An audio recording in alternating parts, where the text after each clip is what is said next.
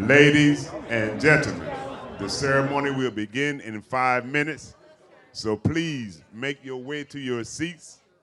In addition, please silence or turn off your electronic devices so our ceremony goes uninterrupted. Thank you.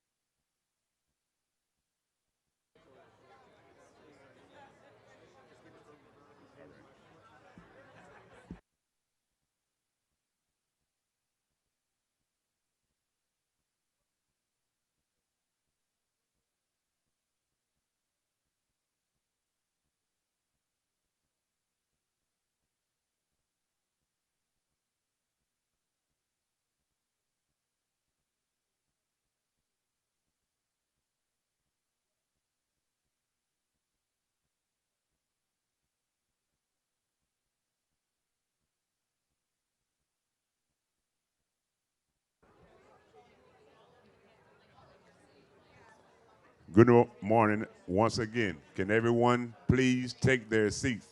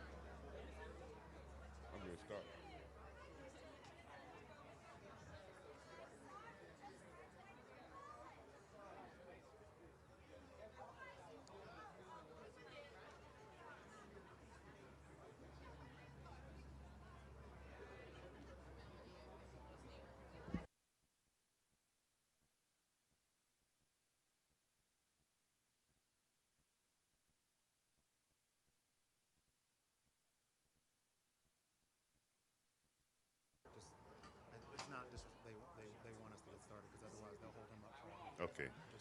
Ladies and gentlemen, we ask that you make your way to the seats so we can start our program. Thank you. Ladies and gentlemen, good morning. I am Nolan Lewis, Chair of the Delaware Commission of Veterans Affairs. On behalf of the DCVA, Delaware River and Bay Authority, and the Delaware National Guard, welcome to today's ceremony. The war memorial that stands before us contains the names of 15,000 Delaware and New Jersey members who gave their lives during World War II and the Korean War. At this time, we ask that you observe a moment of silence for those names inscribed on the memorial and for all who have given the last full measure. Can you please rise?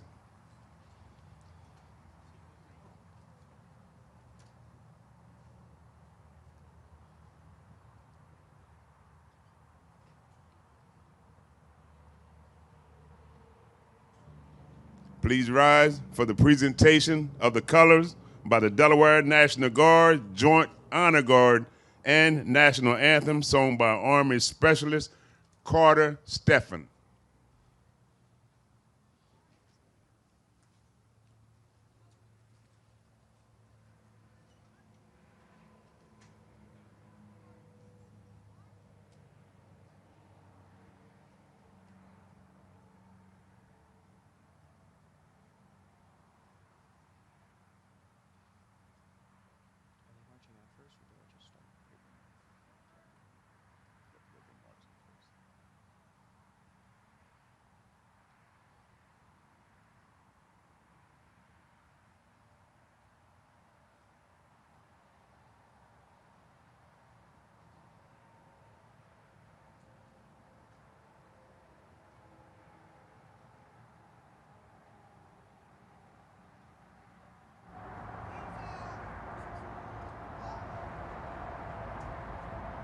Present the colors.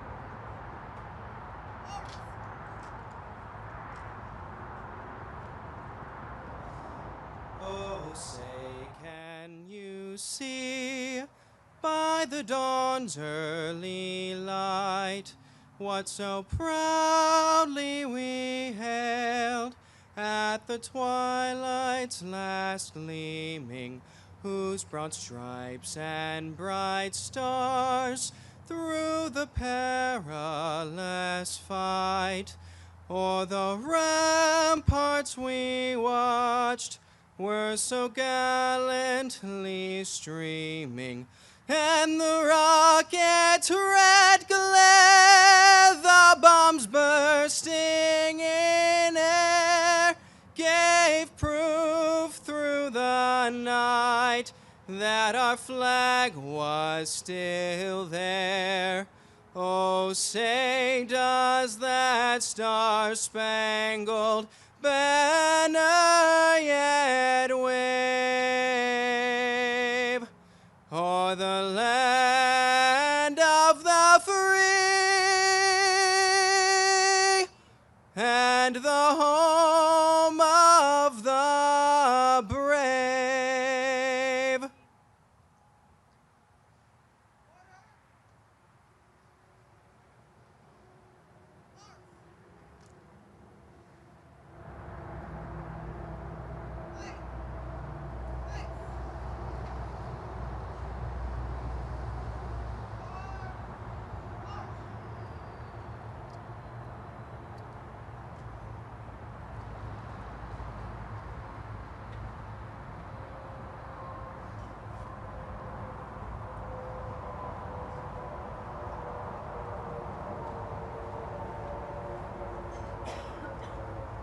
Please remain standing.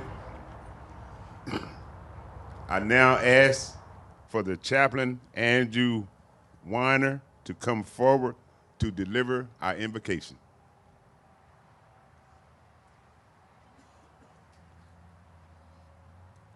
Let us pray. Almighty God, you give us life and breath. We gather here to honor those who have served our nation and gave their last full measure. They never made it home to family and friends. Be with their families especially. Give them comfort and strength. Generation after generation, the fallen have preserved our liberty. Remind us again that liberty is not free, but it is of great cost. We honor our fallen service today. Almighty, meet us here. You are the author of life and freedom. Amen.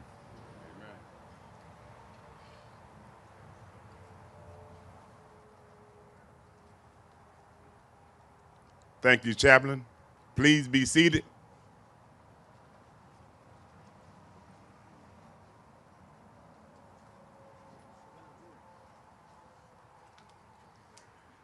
At this time, we would like to recognize our distinguished guests in the audience. Please stand when recognized. The 46th President of the United States, the Honorable Joseph R. Biden.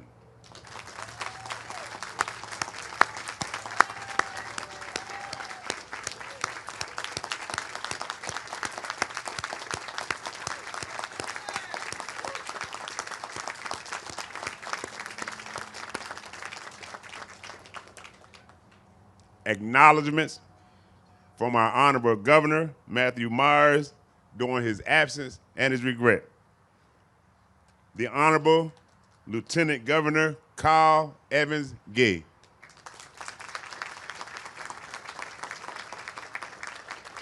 The Honorable U.S. Senator Lisa Blunt Rochester. The Honorable U.S. Representative Sarah McBride. The Honorable former U.S. Senator Tom Carper.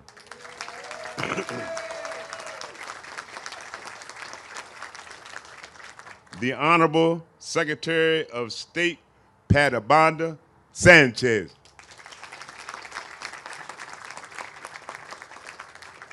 The Honorable Delaware Attorney General Kathleen Jennings.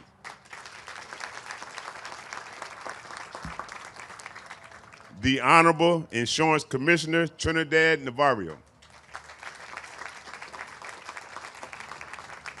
The Honorable Delaware Auditor of Accounts Lydia York. Adjutant Major General James Benson.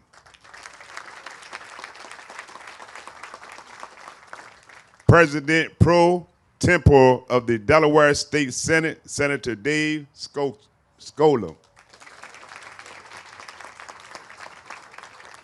State Representative and Chair of the House of Veterans Affairs Committee, nominee Chupoka. Representatives and Senators of the Delaware General Assembly.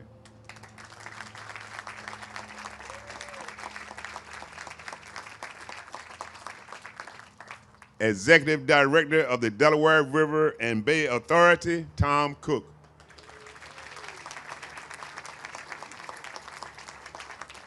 Executive Director of the Wilmington VA Medical Center, Vamiz Potlori.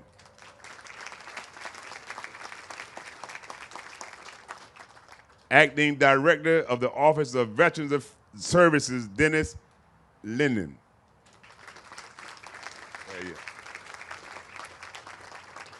Delaware Commissioner of Veterans Affairs. I have to my left my Vice Chair, Doug Hudson. Also, Commissioner McGuire, Commissioner Rambo, Commissioner Espino,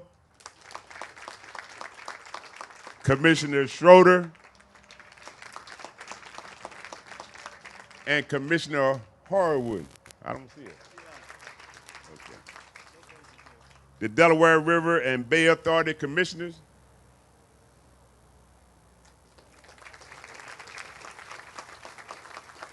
And last but not least, our Gold Star families.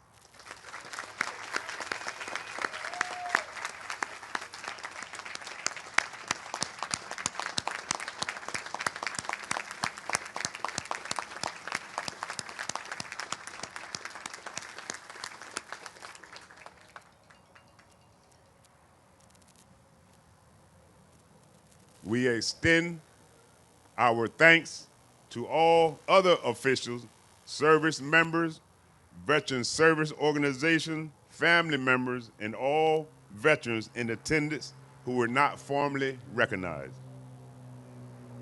It is now time for our Memorial Day messages. At this time, please welcome former U.S. Senator Tom Carper.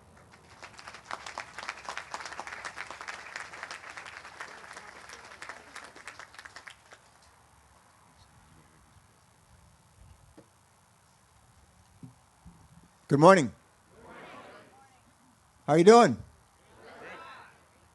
Great to be with all of you today. Martha and I are delighted that you're here. We're delighted that we are here. We've been coming here some of us have been coming here for quite a while, Mr. President, and it's glad we're able to make it, and delighted that you're all able to make it as well. To all of our elected officials that lead our state, our county, help lead our country. Lisa Blunt Rochester, whose office is in 513 Hart, my old office in the United. She's her office. She sits at my old desk, and it looks a lot better. I must say, but it's great to be here with all of you. I want to start off with some thank yous, if I may. I want to thank the people of Delaware for welcoming me here.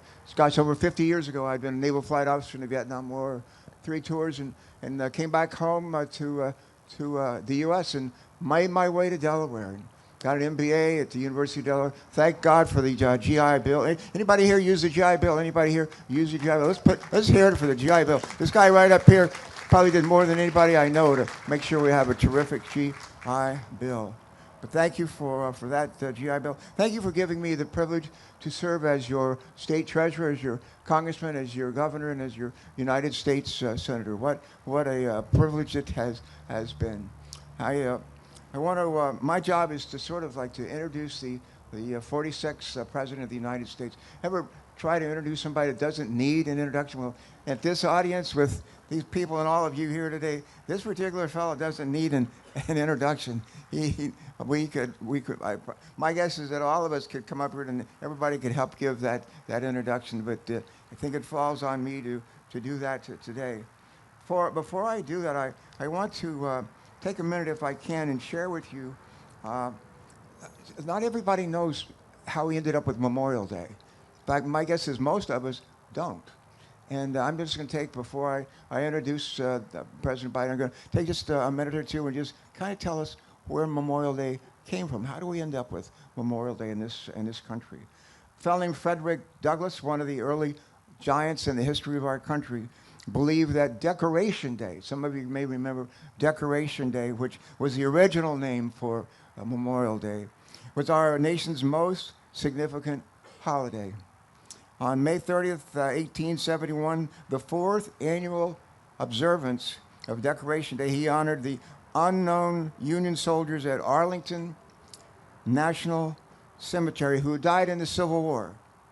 Douglass spoke that day of his concern that with the passage of time, the lives of 400,000 Union soldiers who died in that war, and even the meaning of the war itself, might be forgotten. He asked that day a question. He said, what should we remember them for? He asked that question not once but twice. What should we remember them for? And then he answered his own question. He replied, not once but twice. They died for their country. They died for their country. In truth, they fought to end the tyranny of slavery and to build a nation that embodied hope of freedom and self-government throughout the world. Douglass devoted the remainder of his time to ensuring that these men did not die in vain. Gradually, Decoration Day assumed a lasting place in the calendar of national celebrations in America. In 1890, all of the United States had officially adopted it, and in the aftermath of World War I, it came to encompass the dead of all American wars. In 1967, Congress changed the name of this holiday to Memorial Day, 1967. They moved its day from May 30th to the last Monday in the month of May. And Memorial Day came to be celebrated by many as it came to be celebrated as the start of summer, and came to be celebrated as a holiday to spend at the beach, rather than to reflect on history or decorate the graves or honor the dead. If Douglas were alive today, he would probably be shocked, maybe appalled, by the distinction and rancor that characterizes so much of the public discourse that takes place in our nation's capital and across America. Most likely, he would stop and remind us to lower our voices and listen instead to the voices of those who laid down their lives so that we might have a better life. The sacrifice of those who have served us in uniform literally did save our nation. They literally did save our union. And by our presence here today and in countless other gatherings across America, we make clear that we still understand and embrace that truth. And now for a few words about our 46th President of the United States, Delaware's Joe Biden. And again, many people in the audience they could stand up here and do this by heart. And we know him for so long and so well. So I'm not going to dwell at length about his bio. But I do want to tell you three really quick stories that I think say a lot more about him than any recitation of his bio. First of all, a bipartisan infrastructure bill. Joe Biden had been president for like a week. And he called me on the phone in Washington and said, Tommy, I want you to come over to my office. I want you to come over to my office this week in the Oval Office, and I want you to bring a couple of Democrats, a couple of Republicans from your Committee on Environment and Public Works, and I want us to figure out how we're going to not just talk about an infrastructure bill, an infrastructure program for our country, but actually build one. And 6 days later, I was in his office, and I had with me Shelley Capito, Republican from West Virginia, and several others, Ben Cardin from Maryland, and others. And we sat there with the president. And I'll never forget that day. My guess is you won't either, Mr. President. And what he said to us that day is he said, we got to stop just talking about rebuilding our infrastructure, our roads, our highways, our bridges, our airports, our railroads, ports. We got to actually do it. And he said, I want you to, looking at us as served on the Environment and Public Works, I want you to report out a committee, a bill by Memorial Day. I want you to report out to the Senate a bill by Memorial Day. And we said, yes, sir. And we talked for it a little bit longer and then left. And I remember standing outside of your office and somebody said to me, who's going to do this? And I said, we are. By the end of that summer, we actually took up on the Senate floor and the House floor the biggest infrastructure bill ever in the history of the history of our country. And before Thanksgiving, President Joe Biden put his name on that legislation, and we were off and running. But it took his leadership, his insistence that we have not just Democrats in the room, but Republicans as well. Not just the House, but the Senate. And that's what we did. And it led us to the biggest infrastructure bill ever and helped launch one of the strongest economic recoveries in the history of our country. That's one story I wanted to share with you. Another story I want to share with you deals with Ukraine. Anybody here ever been to Ukraine? I know some have. Some have actually been to Ukraine. And President Zelensky, the president of Ukraine, wonderful human being, was speaking a couple of months ago to a combined session of the Senate. And we all gathered in the old Senate chamber, and it was really packed, really crowded, and President Zelensky was introduced. And I sat in the audience, like right where you're sitting, that far away. And he was up here, was introduced to speak and spoke. I was wearing that day, as I am today, a lapel pin that combines the U.S. flag and the Ukrainian flag. And I noticed in the course of his remarks, his eyes kept coming back to my lapel pin, my flag pin. And when he finished speaking, huge audience, Democrats, Republicans on the House and Senate, and a great applause. I thought it would never end. And when he finished, the event finished, he didn't just leave. He literally walked over to where I was standing. And I stood up, and I said, Mr. President, you are a hero. To President Zelensky, I said, you are a hero. He took his hand, I'll never forget it. He put it right on this lapel pin that has the Ukrainian flag and the American flag. He put it right there. And he said, no, he said, you are our heroes.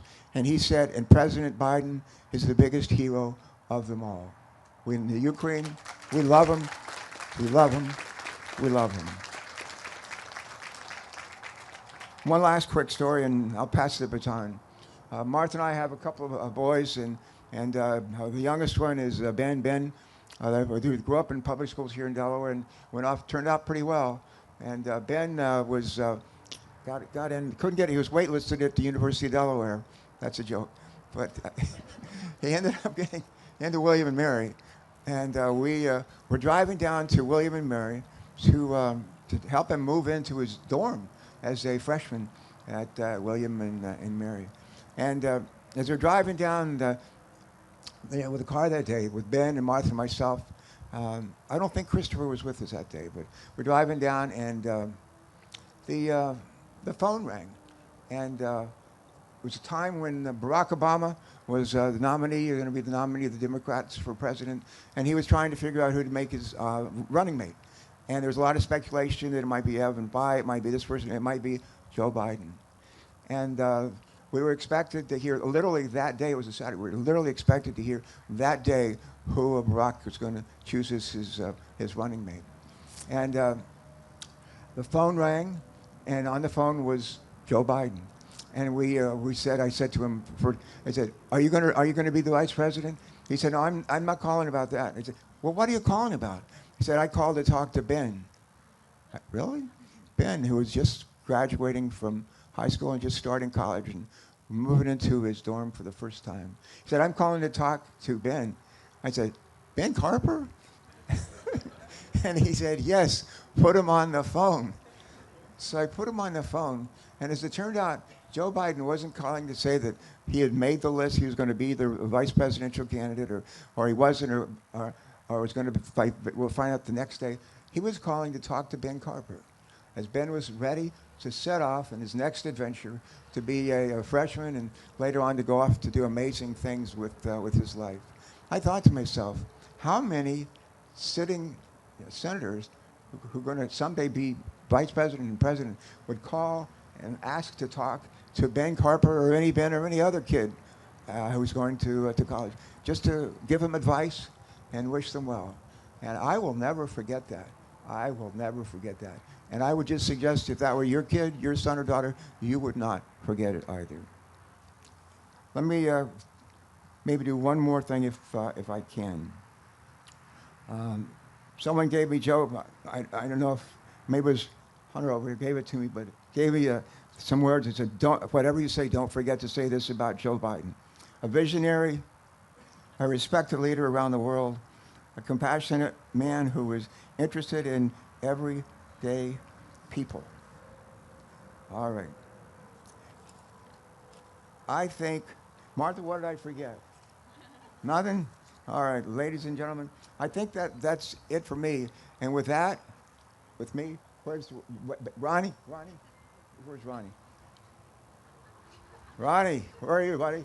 All right. Is this the time to introduce the 46th President of the United States, Delaware's Joe Biden? Let's hear it on your feet. Let me hear you. Put it on you. Woo!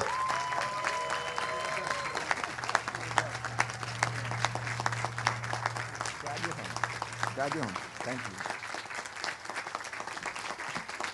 No, come on, you can do better than that. Go on. Knock it out of the park.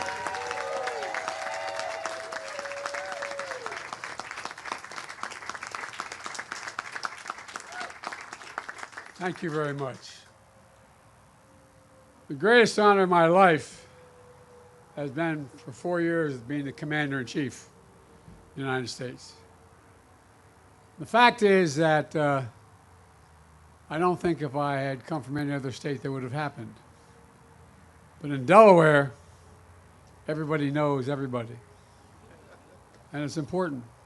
It's important because, you know, we had that expression for the longest time. We do things the Delaware way. The Delaware way. Members of the House and Senate know, Democrat or Republican. They've learned to work together for the benefit of Delaware. Now remember, Tommy, we've been coming here for decades.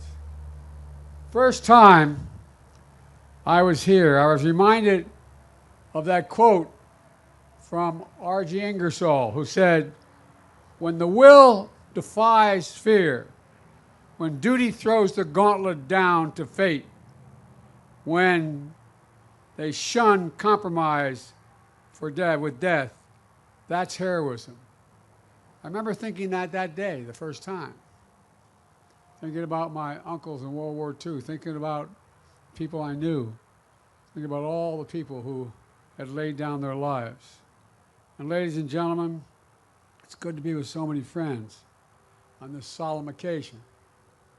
Tommy, Kyle, Lisa, Sarah, Nolan, and you're all outstanding leaders and proud Delawareans. And Chaplain, thank you for your invocation. And I want to acknowledge the keynote speaker today, a pathbreaker and a patriot, Chief Warrant Officer Ernestine Epps. Ernestine, thank you. Thank you for being willing to do this. I'm looking forward to hearing you. Folks, every year we come together to remember the brave women and men who gave their all for this nation, or as Lincoln called it, the last full measure of devotion. That's what it was, the last full measure of devotion. They laid down their lives so we could live our lives in peace, and maybe the most important word, with possibilities. And I know I speak for everyone here, and when I say we remember them every single day, not just this day, but every day, the people assembled under this tent. Remember them every day. We come together to remember the families that are left behind, the hearts that still carry the weight of their absence, the ache that never fully goes away. We come together to remember the debt we owe to the American military. The military is the solid spine, the spine of our nation. Our troops, our veterans, our military families, and our Gold Star families in particular. Only around 1% of all Americans defend 99% of us. 1%. Just 1% of Americans risk the ultimate sacrifice. We owe them so much more than we can ever repay them. We have many obligations as a nation, but only one truly sacred obligation. Sacred obligation. That's to equip those we send into harm's way and care for them when their families when they come home and when they don't come home. It's a sacred obligation. I know for many of you, Memorial Day, like for us, is deeply personal. For the Bidens, this day is the 10th anniversary of the loss of my son, Beau, who spent a year in Iraq. And to be honest, it's a hard day. His son and I, Hunter, who's here in the crowd, I don't know where you're sitting, Hunter, but all the way in the back there.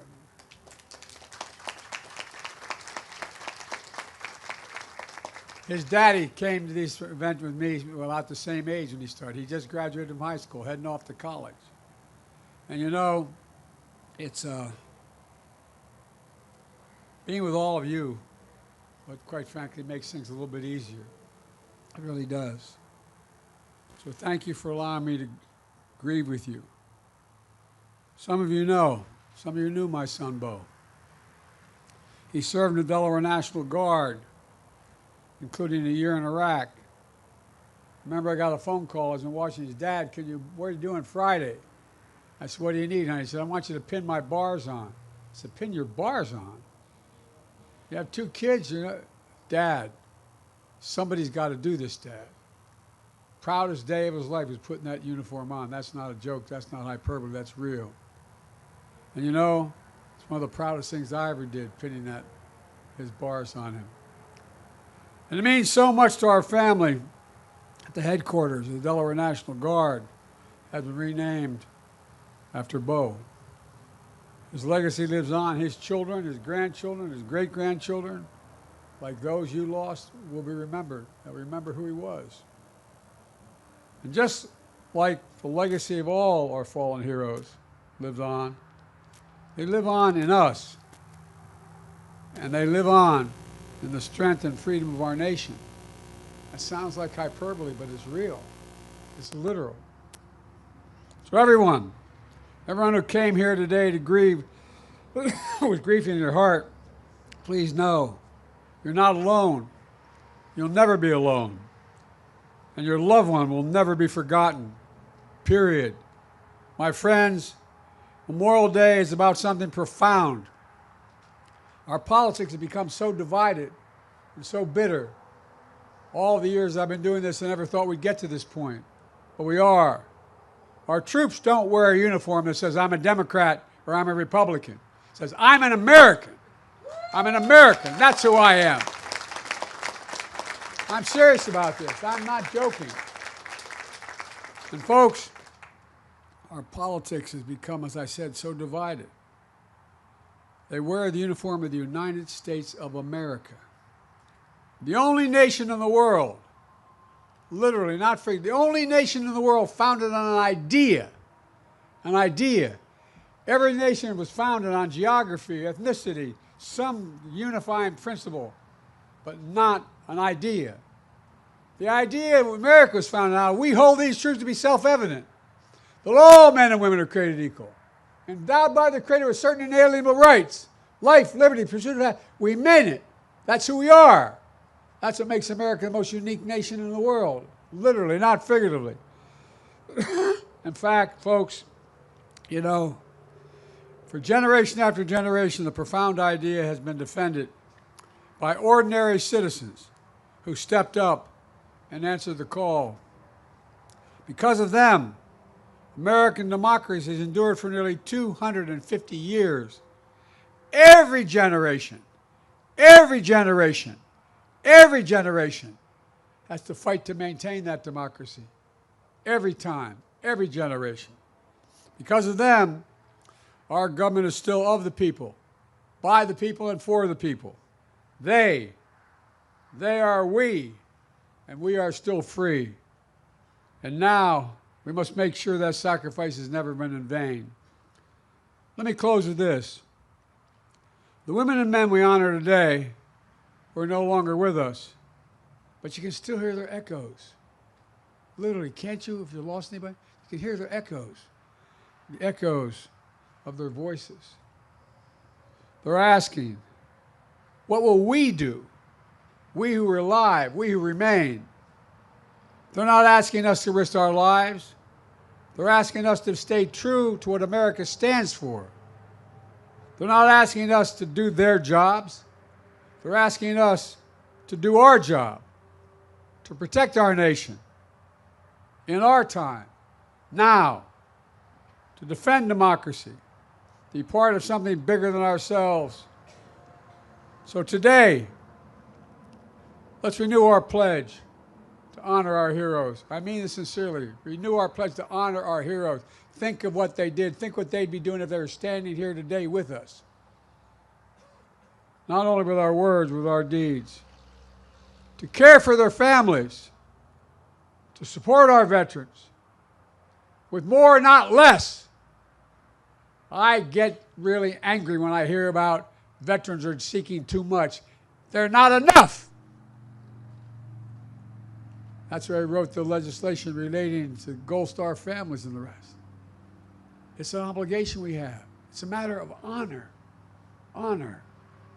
Ladies and gentlemen, to make sure our democracy always lives up to their bravery. To their bravery. And I want to thank you very much, and I want to recognize the guy who's brand new to all this. He's only a little over 100 years old. But I tell you what, man, every time I come, I love seeing him because he always pats me on the face and gives me a kiss. Sir, thank you for all you've done. Your generation and every generation since then. And folks,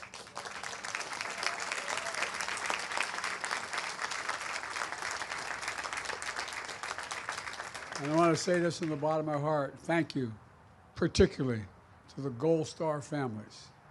Thank you, thank you, thank you. The country owes you. Thank you.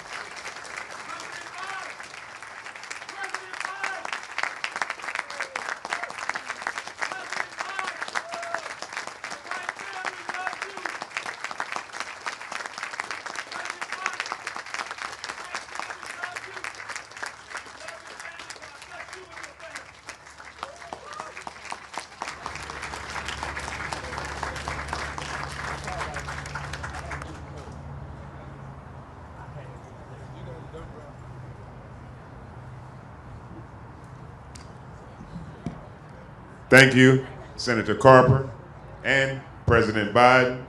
At this time, please welcome Lieutenant Governor Kyle Evans-Gay.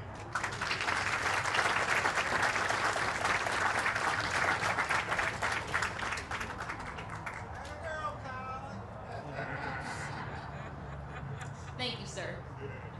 Well, good morning, and I just, not scripted, we all are so pleased to have you here, sir, and for your sacrifice in serving all of those years in public service, for everything you have accomplished on our behalf, and for never giving up on Delaware, our nation, so thank you.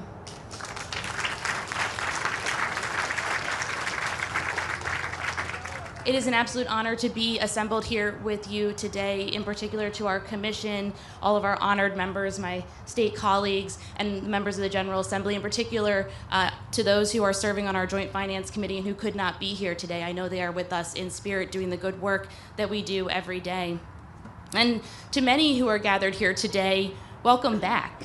This ceremony of remembrance has been for us, for many of us, an important annual touch point. A time and a place to remember, yes, but also to rededicate, refocus, recommit to the work that we do every day with the humble hope that it honors the sacrifices of those who have given everything so that we may be free. For those joining us for the first time, welcome, and we hope to see you back. May you too become connected to this place, to this community, and to our shared obligation and pledge to be good and true stewards of this republic for whom some gave all. To our active military members here today and to our veterans, thank you. We know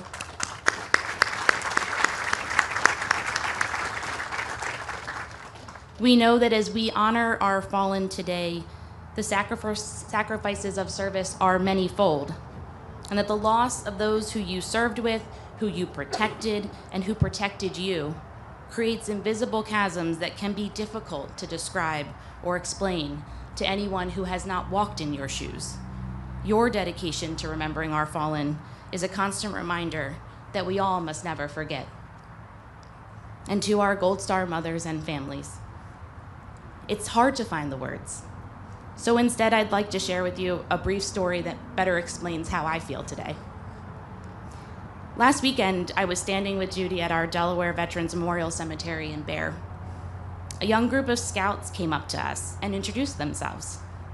One noticed Judy's name tag and asked if she worked for the government.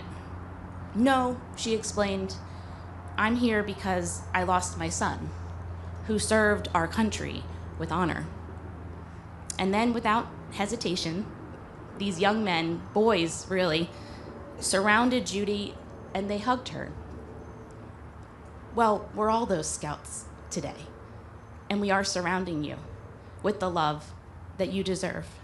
We stand with you today and every day.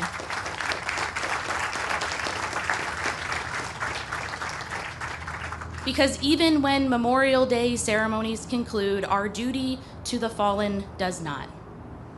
We continue honoring them by telling their stories, teaching their values, and upholding the promises they fought so hard to protect. President John F. Kennedy once said, "As we express our gratitude, we must never forget that the highest appreciation is not to utter the words, but to live by them." We honor our fallen by living lives worthy of their sacrifice, striving to uphold the standard of service they set in the roles we are privileged to hold. And we honor the fallen by telling their stories. These past few weeks, as my children have been counting down the final days until summer arrives, they have also noticed the fields of flags as I shuttle them from one activity to the next. Questions about those fields have given me the opportunity to be that storyteller, to sustain the memories of those we have lost, and to honor the service of those I know and love. To tell them about their uncles and their grandfather who enlisted in the armed services as young men, only to return aged beyond their years. To share the honor I felt as a young attorney, walking alongside an attorney general who not only served our country, but whose work and advocacy protected children here at home.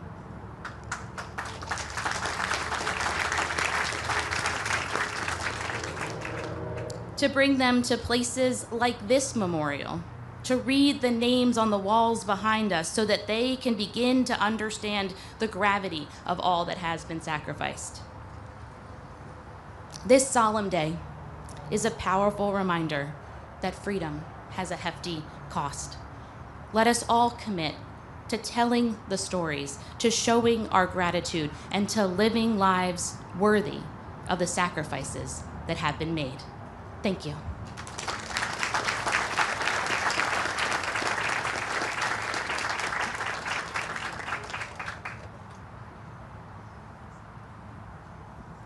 Thank you. I need to, I guess, backtrack. When I was mentioning our representatives, I left out one person, and that is the mayor of Wilmington, John Carney.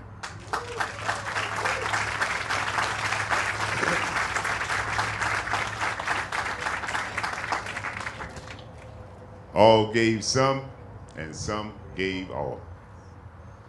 At this time,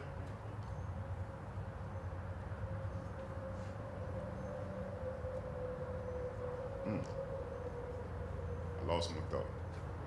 Sorry to my heart. At this time, I'm going to introduce our next speaker, Senator Lisa Blunt Rochester.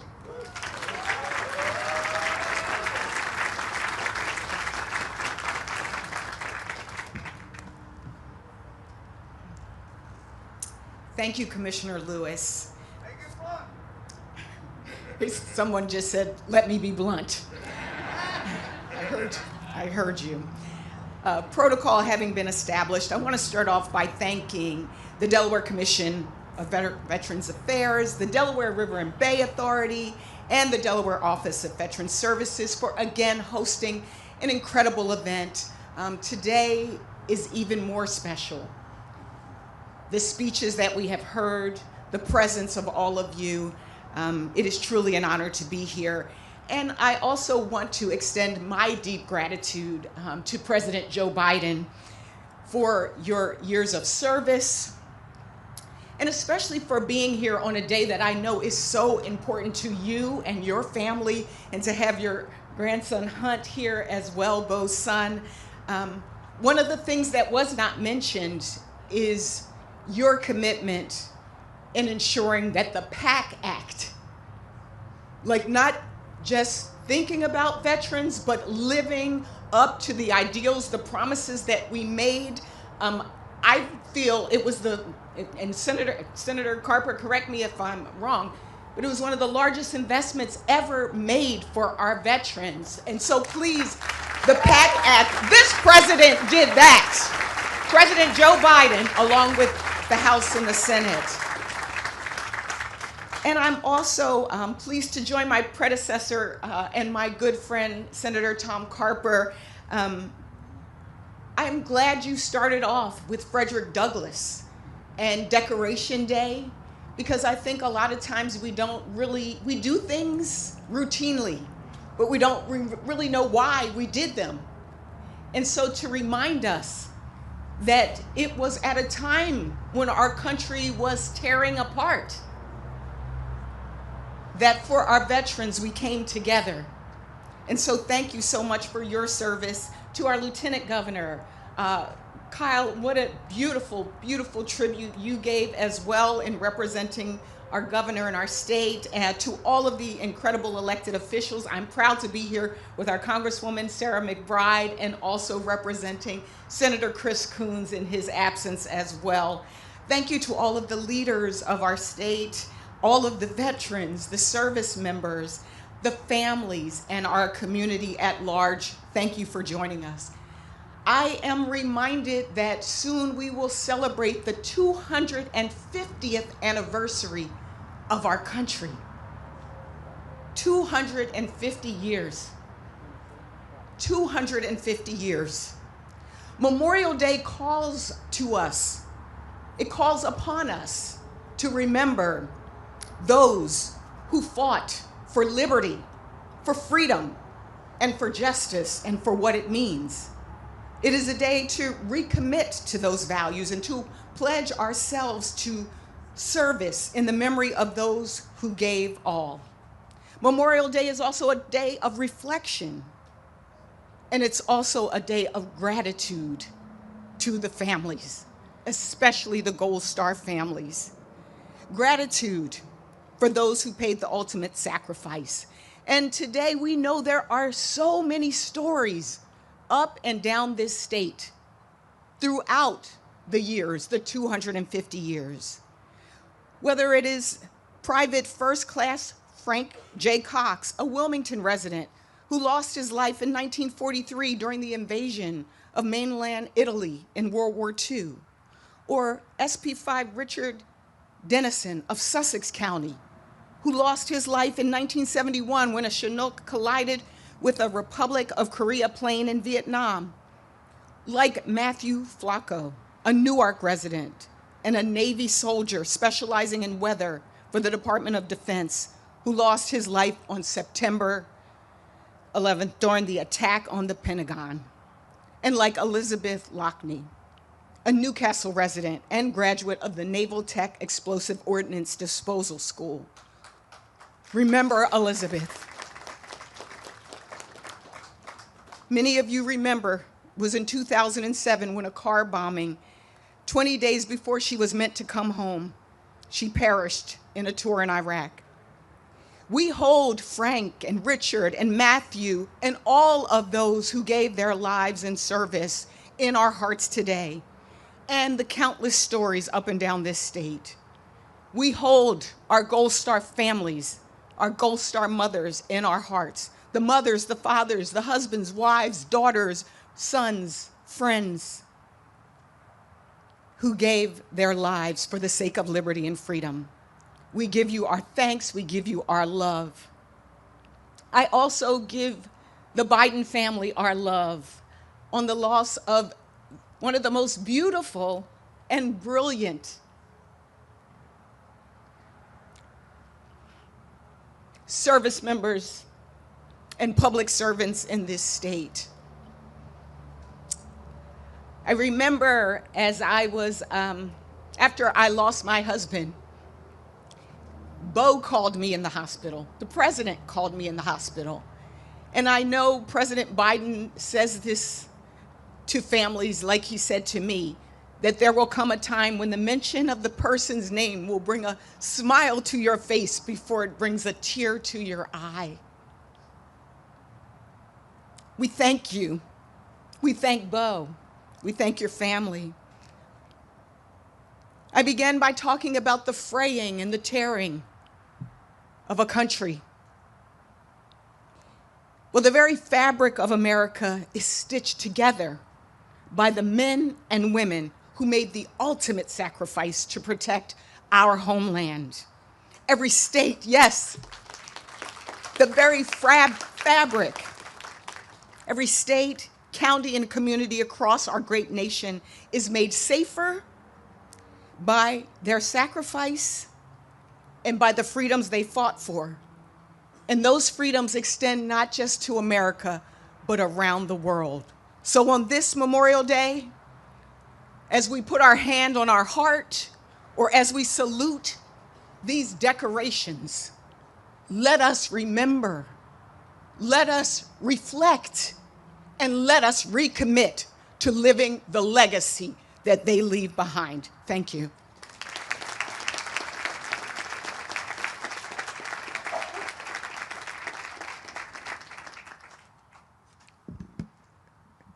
At this time, please welcome U.S. Representative Sarah McBride.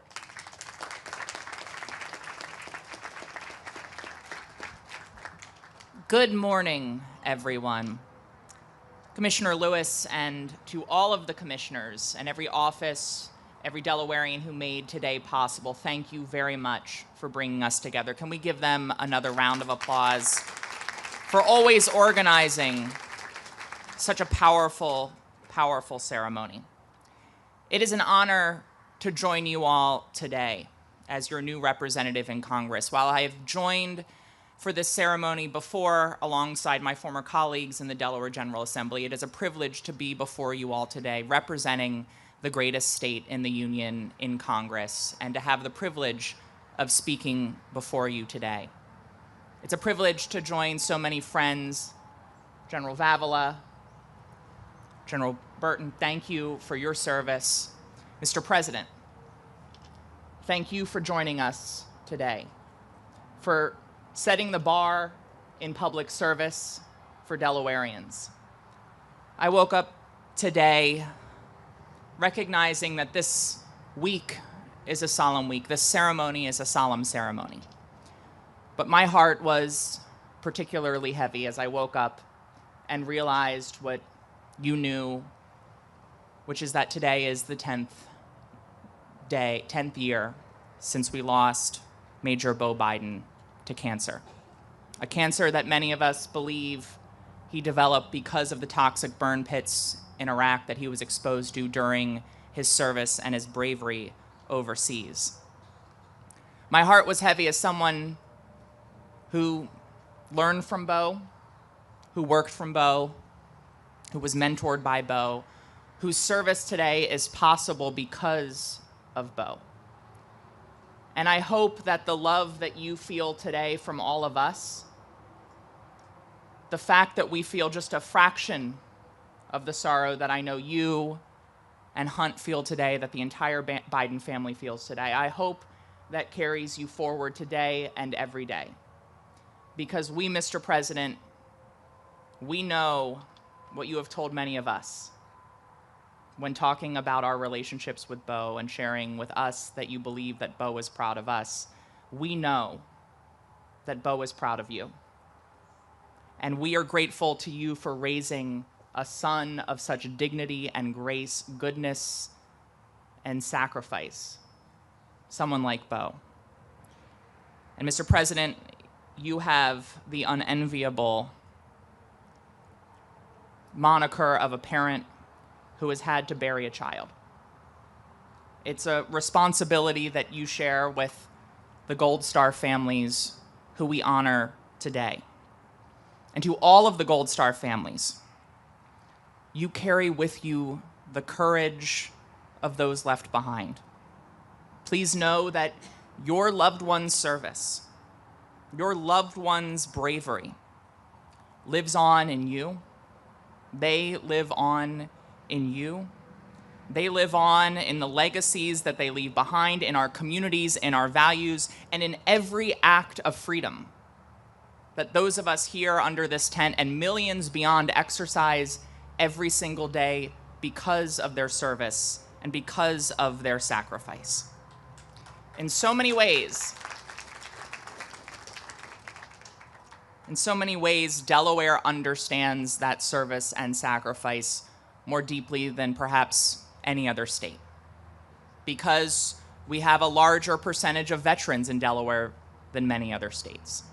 Because of the valor of the service members, the veterans, our National Guard that is on full display here in Delaware and across the country. because of the solemn responsibilities that our service members of the Dover Air Force Base perform all too often with the dignified transfer. Delaware understands that service and sacrifice better than most. And it is why all of us are here. Because that service here in Delaware, it runs deep. And it runs through every single person who is here who served their nation. Individuals like retired Lieutenant Ray Fermani, someone who I first met through General Vavala. Ray, your presence here is more than just symbolic. It is living history. And it reminds us of a truth that we cannot forget as we gather here at Memorial Day, to honor those who gave their last full measure of devotion to this nation. You remind us that our freedom is not free. Your service was in defense of democracy. It was in defense of the values that make this nation great. And as we lose more and more of the greatest generation, as those with a living memory of the lessons learned as you took on tyranny and defended democracy for the 20th century, you remind us that history is not cumulative. Like freedom, it's not something that we inherit passively. It's something we must actively learn and protect and pass forward. It's our job in this moment to learn from you, Ray, to learn from those remaining members of the greatest generation, the lessons that they fought for and in many cases died for. It's the lessons of veterans, the tolls of war, and the urgency for peace and democracy that we inherit and we must live and embody every day. And that's what Memorial Day demands of every elected official here. For decades, Senator Tom Carper made Delaware's veterans a cornerstone of his public service. He did it not only because of his experience as a service member and as a veteran, but because he understands what President Biden talked to, that we as a nation and as elected officials have one truly sacred promise. He didn't just talk about that support, he delivered it. And now, as he has passed the baton to leaders who are sitting here and before me, all of us understand that we must uphold his legacy with the same determination and purpose. As your new member of Congress, know that constituent services are at the heart of my office. That's not a slogan, it's a promise. And if you are a veteran or a family member of one and you need help with benefits or care or navigating the system, know that our office is here for you. And I mean it. Do not hesitate to reach out. We will answer your call because we understand that we must be there for those who have answered the call to serve this nation. President Lincoln once charged us, quote, "Any nation that does not honor its heroes will not long endure." So let us remember that charge. Let us remember the sacrifice of those who are no longer with us and the service of those who we are privileged to see before us today. Let us honor, and above all, let us honor that service with action. May God bless the fallen, may God bless their families, and may God bless the United States of America. Thank you all very much.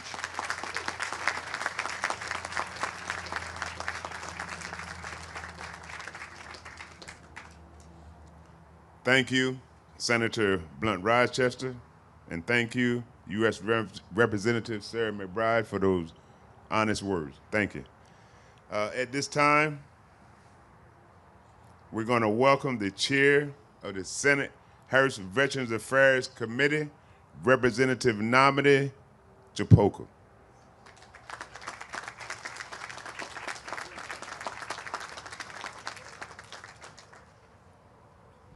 Good morning, everyone. I would be remiss if I didn't do what everyone else did which is to thank our president for his service. And like many of you, when I pulled up this morning, I said, wow, this parking lot's full. And the first thing I thought, I said, the president's coming. That's the first thing I thought. And true to behold, he's here. And it's great to have him here.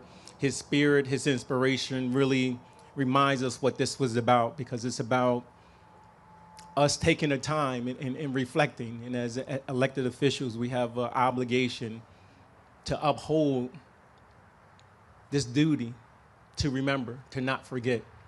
So I thank Mr. President for being here, and I thank my neighbor, former Senator Carper, for all his service and just being true stewards, not only at events like this, but every day in their service, being stewards for veterans and for Gold Star families and for those who serve their nation and serving those with distinction. I would be remiss again, and anytime I'm given the privilege to address this body, I always like to thank a gentleman who was here, former Representative, former General Earl Jakes.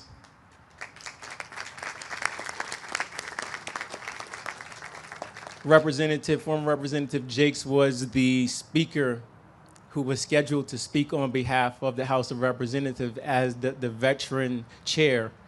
And he graciously afforded me that opportunity when he didn't have to. He gave me the opportunity to speak.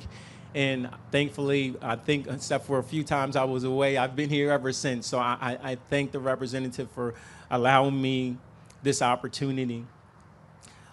I wrote a poem, and I edited the very poem, but it was called Memorial Day and the importance of remembrance. And it's just reminding us of why we're here today.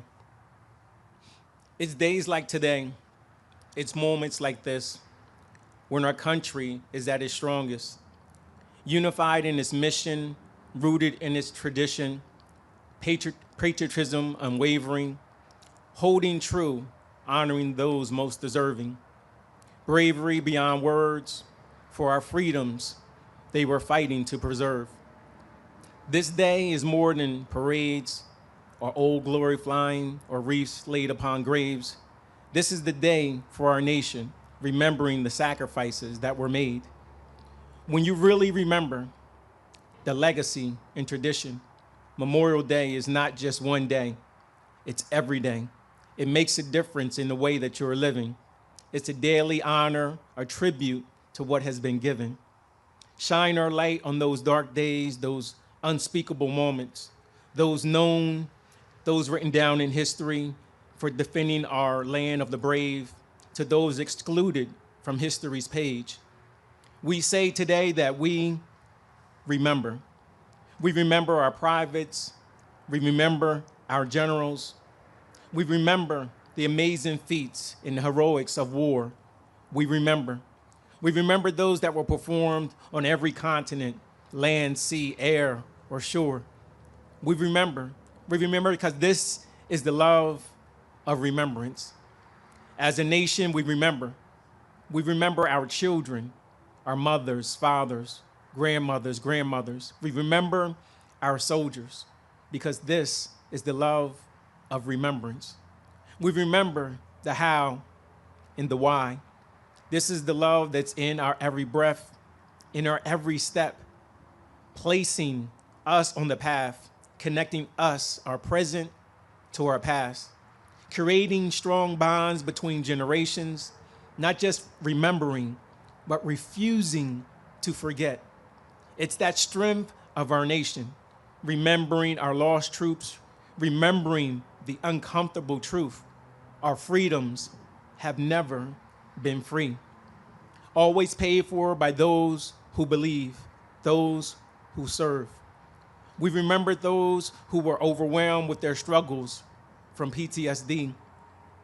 We remember the ones who served overseas, and many moons later they got sick from toxic burn pits that we never knew exist. See, freedom isn't free. A strong nation will always build upon its strengths. So today we remember and we honor those soldiers, those men and women who carried on, who made our nation strong, we remember. We remember those unforgettable moments for our families, the moments of strength for our nation. Forever grateful, our nation forever changed, families forever changed, a nation forever changed. The battles and conflicts, those known and unknown, those who made it back beneath flag-draped coffins, we remember. Those who never returned home, we remember. Remember those Medal of Honor winners, the Purple Heart distinctions, to those never fully acknowledged for their missions, we remember. The known and the unknown stories of glory, truly the heart of our nation. To our Gold Star families, we thank you. We thank you for the weight that your family carries for our nation. We thank you, and with you, we remember. Remembering our nation's darkest hours, your dedication, your commitment, your valor, missions fulfilled through anguish, a family's unspeakable pain, a nation forever changed, a forever grateful nation, a world forever changed. We are forever grateful for your memory, your memory will never be forsaken. Through remembering, this is how we make a better world, a better nation. This is the importance of remembrance. Thank you.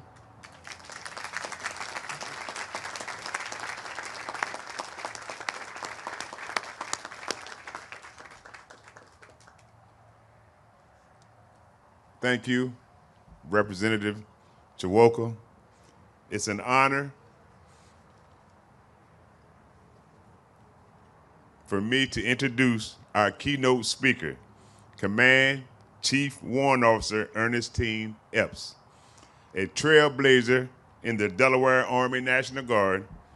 She made history, both the first female to achieve the rank of Chief Warrant Officer 5 and the first female African-American Command Chief Warrant Officer.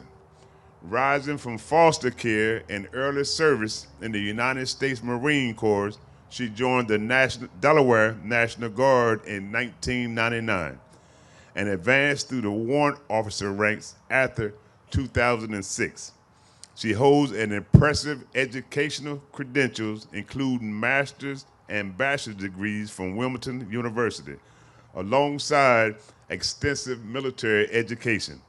Her distinguished service is recognized through numerous decorations, including the Defense Meritorious Service Medal and multiple Army Meritorious Service Medals.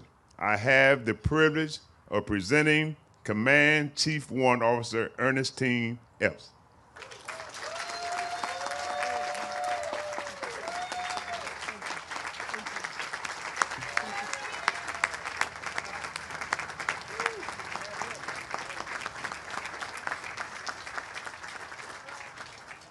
Good morning. I know protocol has been established, but I want to establish it again. President, thank you so much. Thank you for your service to our nation, and my family is praying for you. I had the privilege of serving with Beau. Thank you. Lieutenant Governor Kyle Evans-Gay, former Senator Tom Carper, Senator Lisa Blunt Rochester, Congresswoman Sarah McBride, Major General James Benson, our Gold Star families, military leadership, elected officials, service members, and friends, good morning. Good morning. I am Chief Warrant Officer 5 Ernestine Epps, and I am the Command Chief Warrant Officer for the Delaware Army National Guard. And I have been to this event many times, sometimes in the back of the room, but today it is my profound honor to be your keynote speaker. I am gratefully thankful.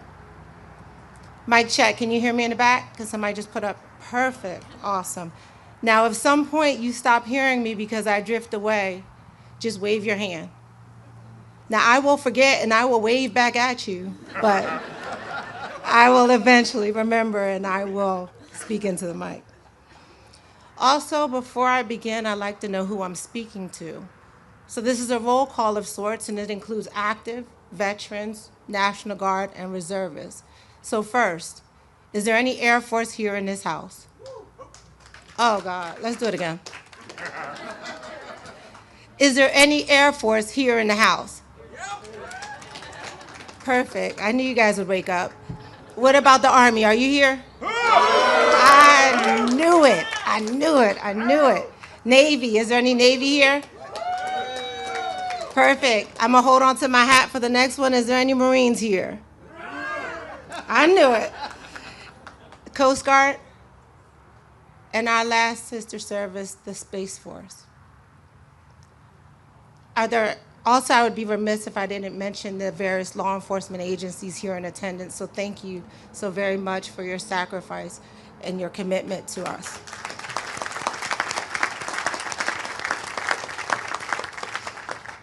I won't go back into the definition of Decoration Day changing into Memorial Day, but what I will say is that Memorial Day means something different for me today than it did 30 years ago when I joined the service. Now, when I visit the Bear National Cemetery or even Arlington National Cemetery, I can locate the headstones of friends and family members I've had the pleasure and the honor of serving with, either in the Marine Corps or in the Delaware National Guard. Soldiers like Major Franklin C. Blackman Jr. His smile could light up any room. And in 2009, Major Blackman passed away at 35 years old, just 8 days after his return from Iraq. Today, Major Franklin C. Blackman Jr., we remember your service. Or like Master Sergeant Mitch McKinney of the Delaware National Guard, whose favorite phrase was, "Too easy, Chief, too easy." Master Sergeant McKinney served his country proudly for 35 years before tragically taking his own life in 2015. Master Sergeant McKinney, today, we remember your service. Or like Sergeant Aaron Sassy Sheets of the Delaware National Guard. Sergeant Sheets was 25 years old and delivering turkeys to families in need. When she stopped to help a disabled vehicle on the side of I-95, she was struck and tragically died. She epitomized what a citizen soldier is, and today, Sergeant Aaron Sassy Sheets, we remember your service. Since 1980, more service members have lost their lives to accidents and suicides than to combat casualties, and today, like every day, we honor them all. If you have a chance to visit Arlington National Cemetery, you will go on a tour, and that tour will take you to the tomb of the unknown soldier. And while you will witness the impressive changing of the guard, make a half left facing movement and look out over the ridge. There you will see an overwhelming number of sections of beautifully aligned headstones. There are thousands of them. These headstones represent the brave Americans who raised their right hand, thus signing a blank check up to the cost of their life to defend our great nation and our flag. This is their legacy, and we must never forget. If you venture into one of the sections, you might find one of 4 different coins on a headstone. A penny signifies that someone has come to visit the grave. A nickel signifies that the coin leaver attended boot camp with the veteran. A dime signifies that the coin leaver served in some capacity with the veteran. And a quarter signifies that the coin leaver was present when that veteran passed. These coins are left as a token from those who have served with these veterans, that they, along with all of us, will never forget their service or their sacrifice. I must admit, though, when I joined the service all those years ago, and 30 years is a very long time, I didn't join because I was concerned about the legacy of service. I was a teenager who had emancipated from foster care, and I was working 3 jobs and going to school. By the time my Marine Corps recruiter came through my high school, I just needed to know that I could get some place to stay, food, and some money for working just 1 job. As tragic as that sounds, I also want to share that the reason I joined is not the reason I stayed. When I arrived at Parris Island, South Carolina in June, the summertime, I learned about the Battle of Iwo Jima, the Normandy D-Day landings, and later I learned about the Tuskegee Airmen, the Buffalo Soldiers, the Women's Army Corps, and the Vietnam-era war heroes. My initial feelings of desperation turned into hope and a profound respect for the legacy of service that I now contribute to daily. I was, and I continue to be empowered by the idea that under our flag, regardless of our background, we could unite for something greater. We must never forget the battles and the sacrifices made to protect the freedoms of our great nation and our Constitution. Now, I want to pause my speech for a second, and I want to recognize any Vietnam-era vets. If you're here, can you wave your hand or stand up for us?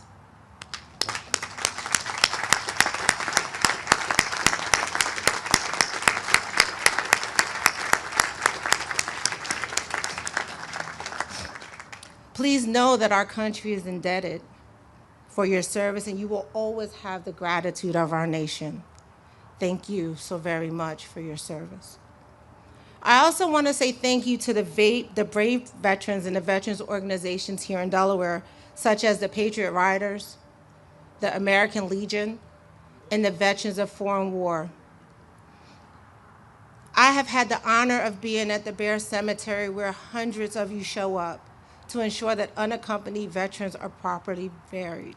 You exemplify what it means to never forget. Your service to those who have served is amazing. Thank you so very, very much.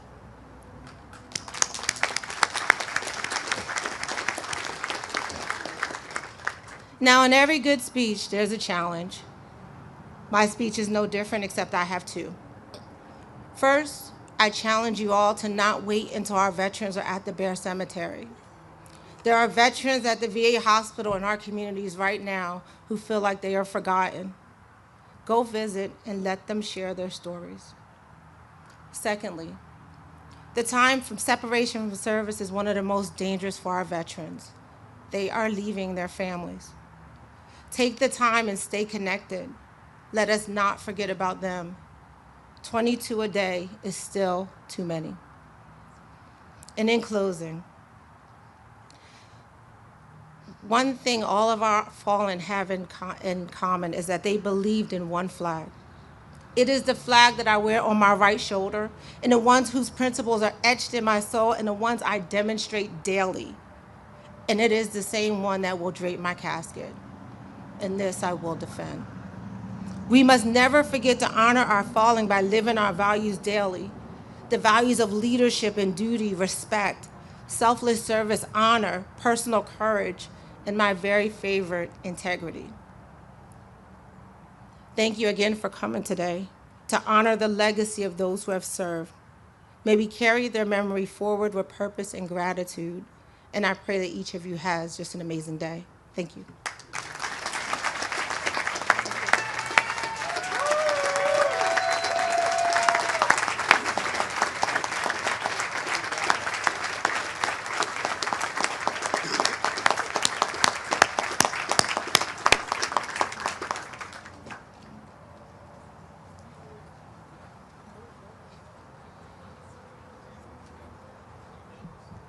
Thank you, Command Chief Warrant Officer Ernestine Epps, for those inspiring words. Thank you. Thank you. We thank you and your team as a grateful veteran community for honoring our fallen brothers and sisters.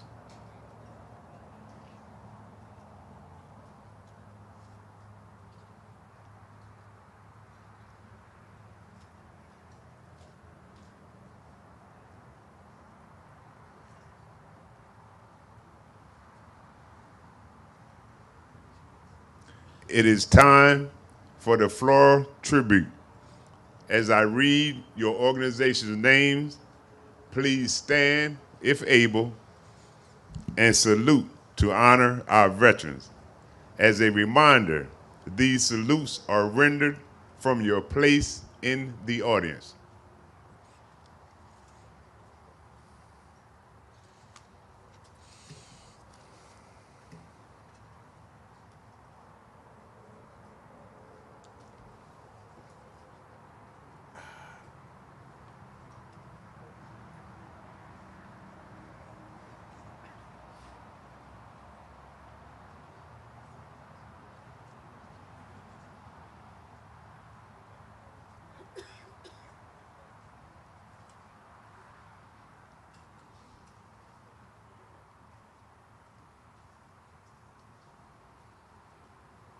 Thank you. Yes.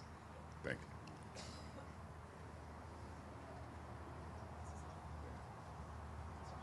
Yes, sir. Thank you. We're going to start with the American Gold Star Mothers Incorporated.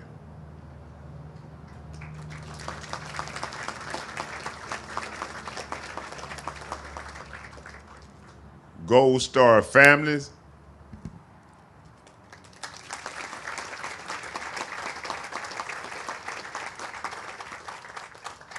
'46th President of the United States, the Honorable Joseph Biden.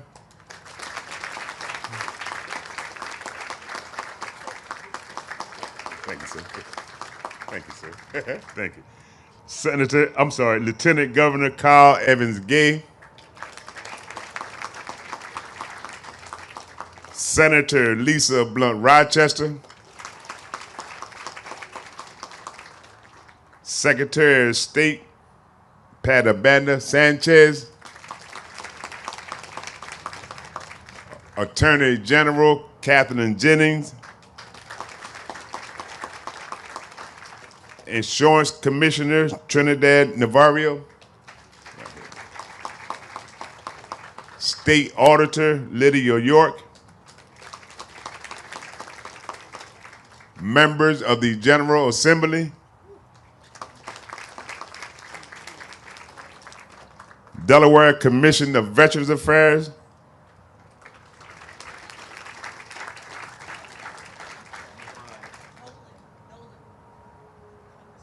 Oh, I'm sorry. Oh, man, I apologize. Representative Sarah McBride.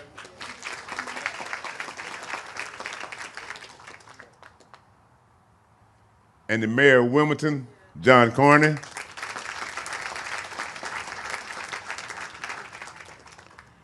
Air Force Sergeants Association.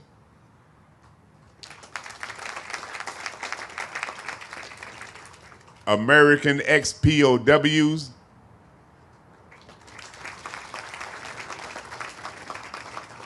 American Legion and Auxiliary, Department of Delaware.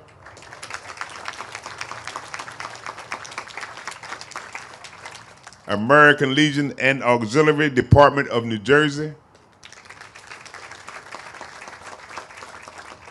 Americans of Polish Descent Culture Society. AMVETS.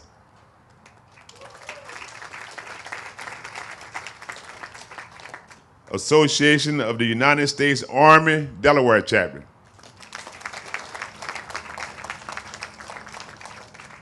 Blue Hen Veterans.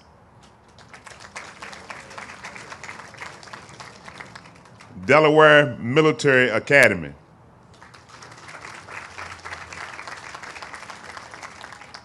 Delaware Medal of Honor Historical Association.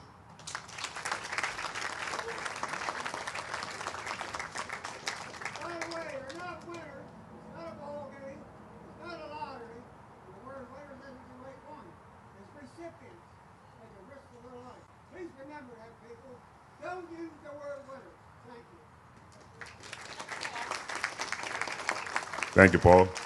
Delaware Military Heritage and Education Foundation, Incorporated. Delaware National Guard.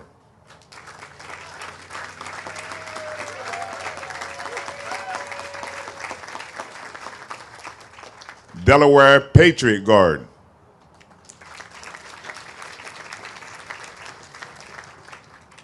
Delaware River and Bay Authority.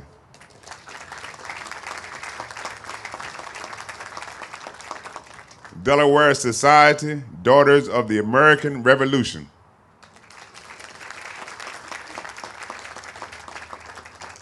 Delaware Veterans Incorporated.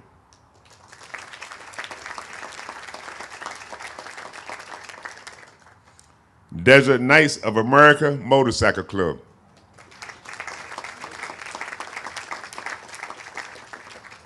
Disabled American Veterans and Auxiliary, Department of Delaware.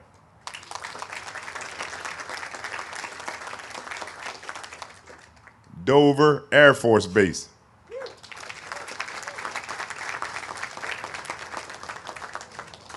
First State Military Academy, First State Military Woman Warriors,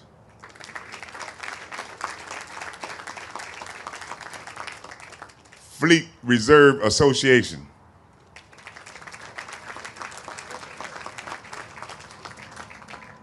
Freemasons Masonic Riders,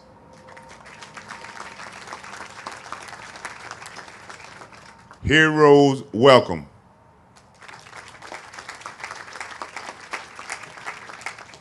Hogs and Heroes of Delaware,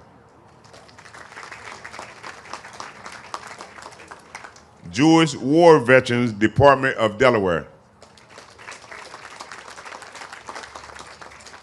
Kamikaze Survivors Association,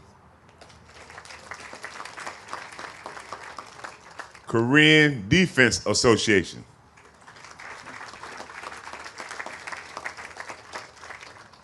Korean War Veterans Association,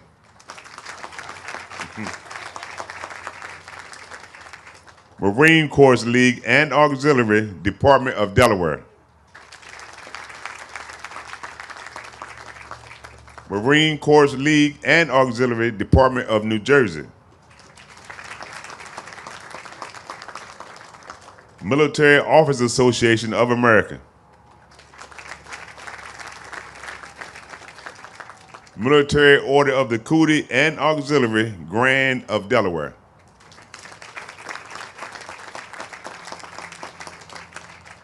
Military Order of the Cootie and Auxiliary Grand of New Jersey, Military Order of the Devil Dog,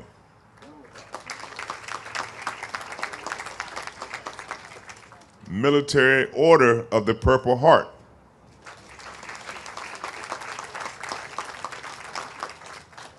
Military Order of the World Wars,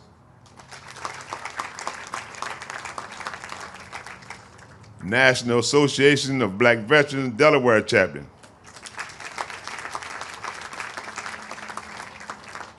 Paralyzed Veterans of America Colonial Chapter, Pilgrim Baptist Church Veterans Ministry, Purple Heart Riders,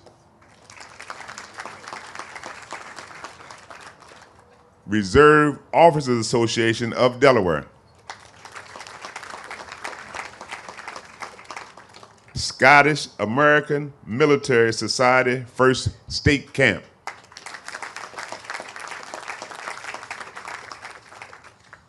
Silent Service Motorcycle Club,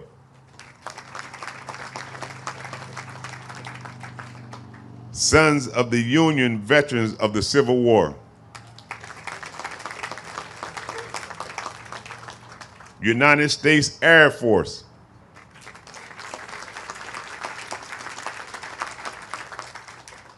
United States Army,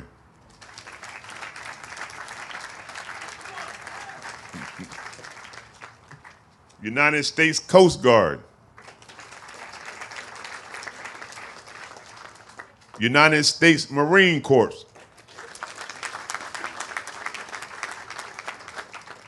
United States Navy,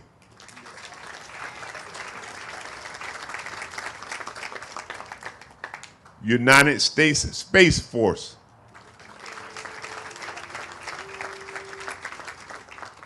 United States Submarine Vets Incorporated,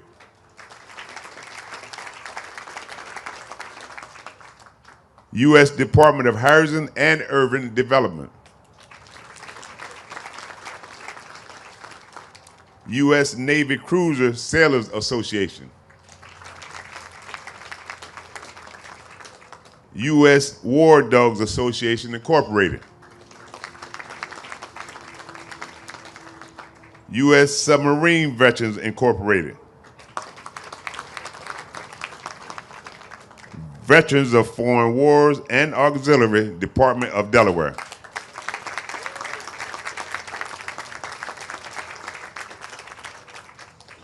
Veterans of Foreign Wars and Auxiliary, Department of New Jersey.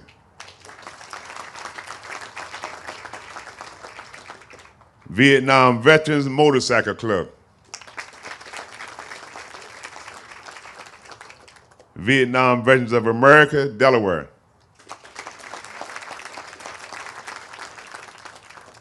Warrant Officers Association, First State Chapter.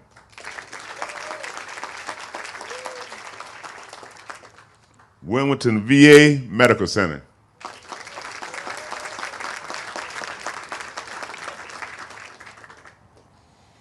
If your organization was not called and you wish to honor our veterans, please stand and salute at this time.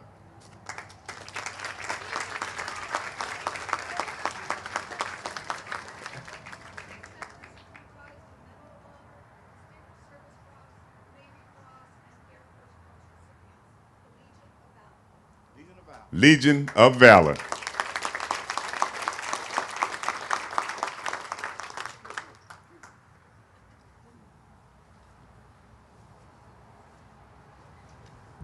About 3 years ago, a number of us gathered on the Delaware River for the christening of the most modern fast-attack nuclear submarine in the Navy, the USS Delaware.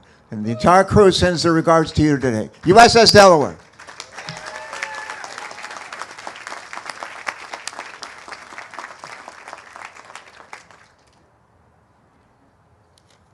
Thank you, Senator Carper. Any other organizations that wasn't recognized that want to stand? At this time, I'm going to ask the acting director of the OVS, Dennis Lennon, will provide the closing remarks.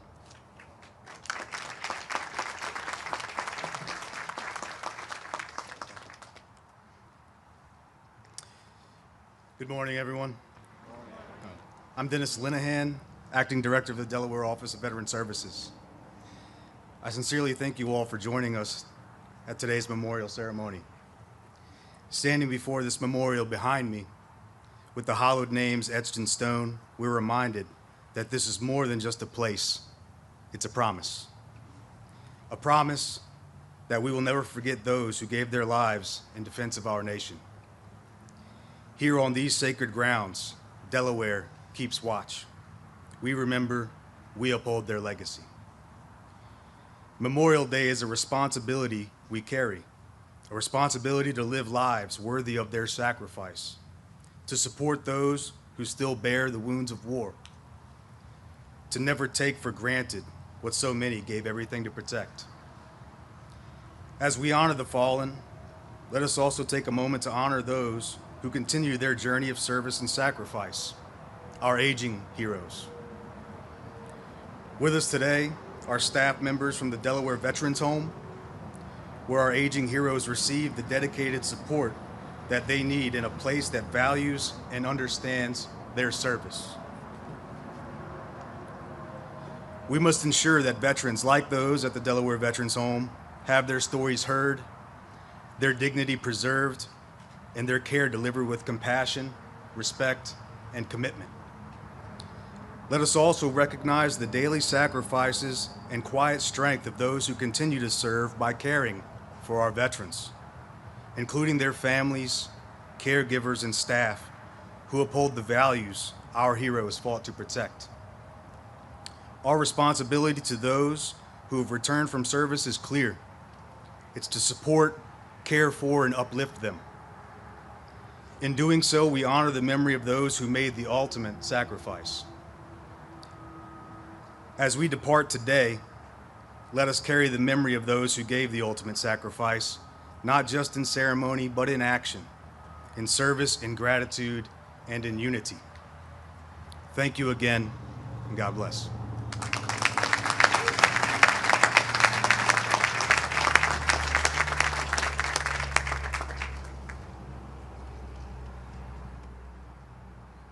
Thank you, Mr. Linehan. At this time, Chaplain Andrew Weiner, will you come forward for the memorial prayer?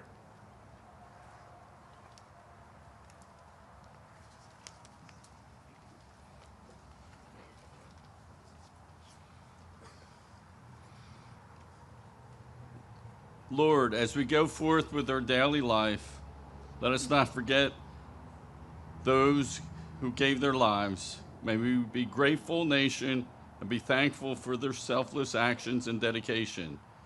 May we honor them in how we use the freedoms that they secured.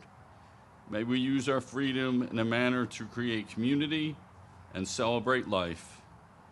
May you give our fallen heroes peace. Amen. Amen.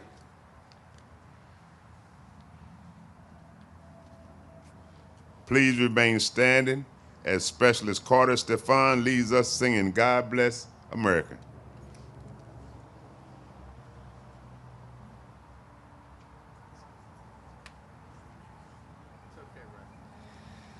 God bless America, land that I love. Stand beside her and guide her through the night with a light from above. From the mountain to the prairies to the oceans, white with foam. God bless America, my home, sweet home. God bless America, my home, sweet home.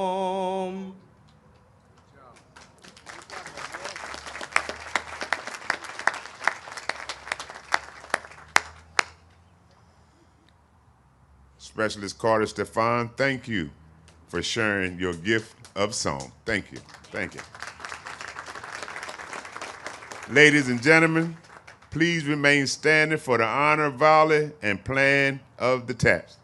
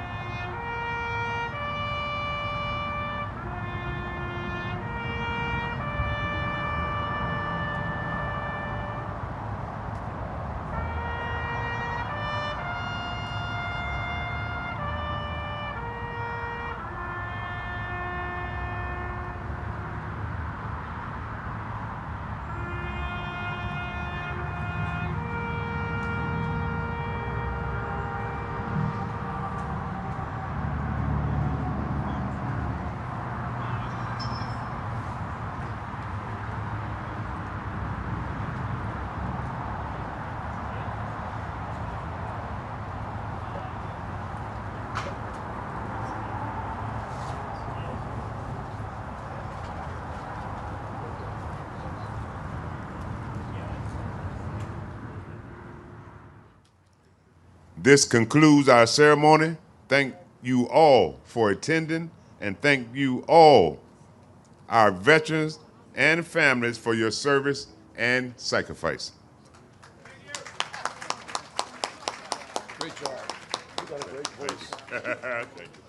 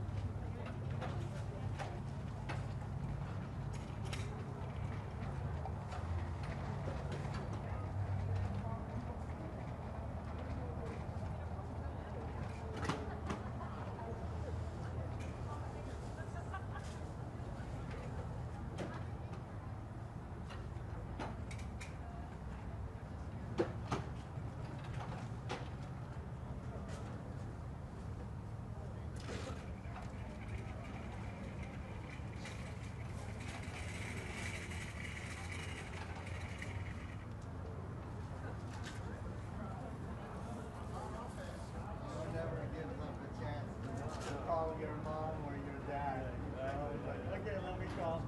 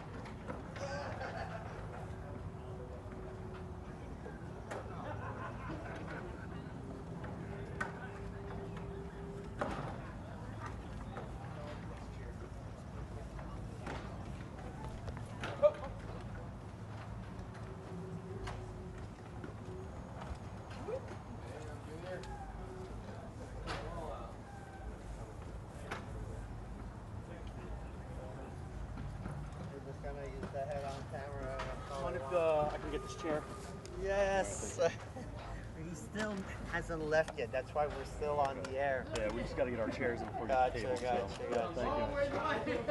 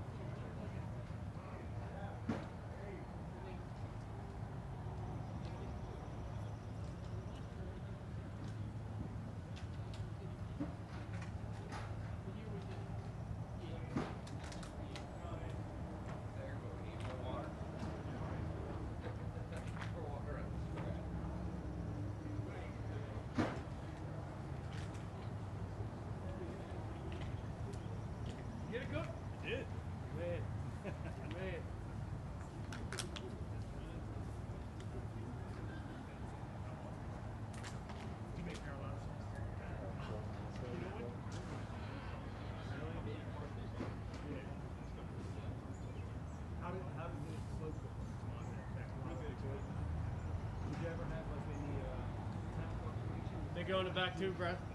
Yeah.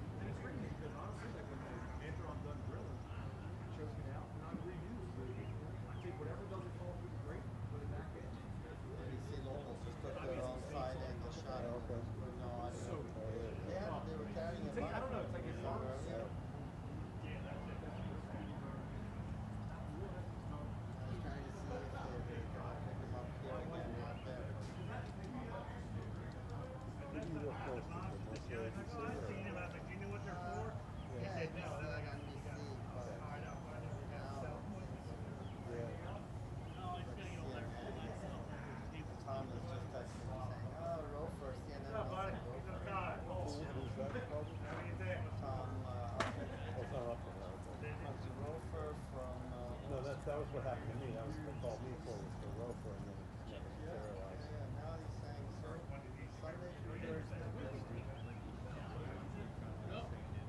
Turned out really good. We do like to hear Right, no, exactly.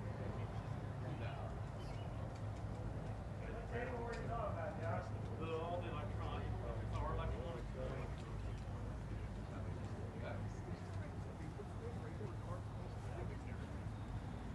Yeah, well, he's not a big detector.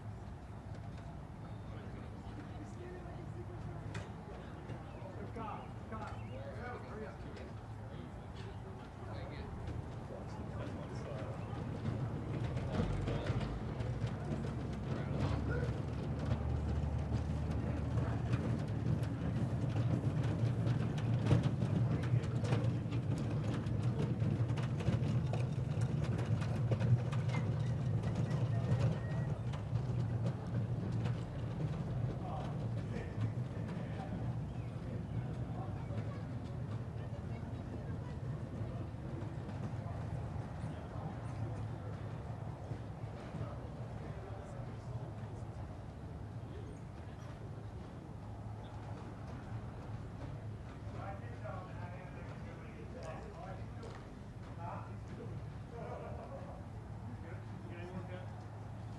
There's little ones around on the other side of the house.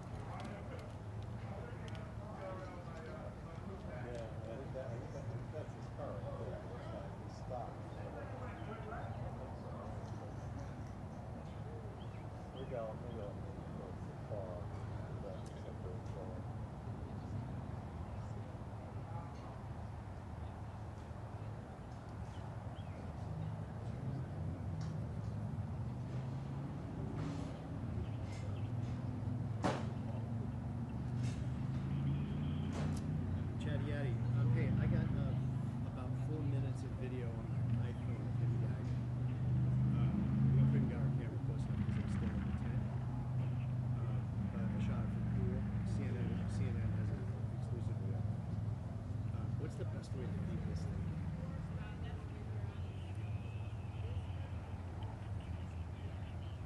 I don't know if I got one from the file.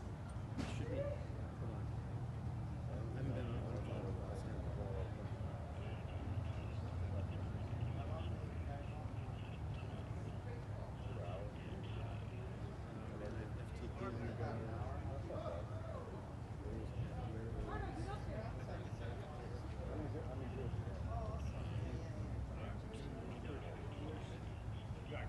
Yeah. Send me that. Yeah, that's not bad.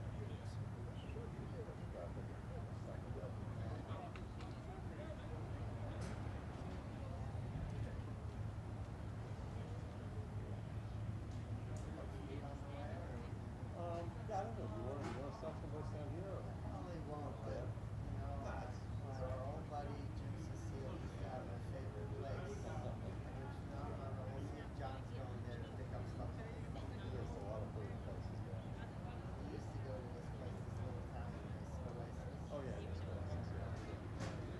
Yeah, really good.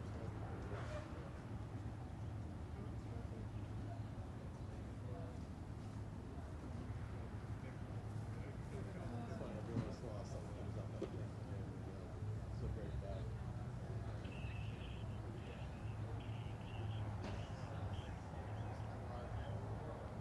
Oh yeah. Traveling with the bike. TJ Murray. See you.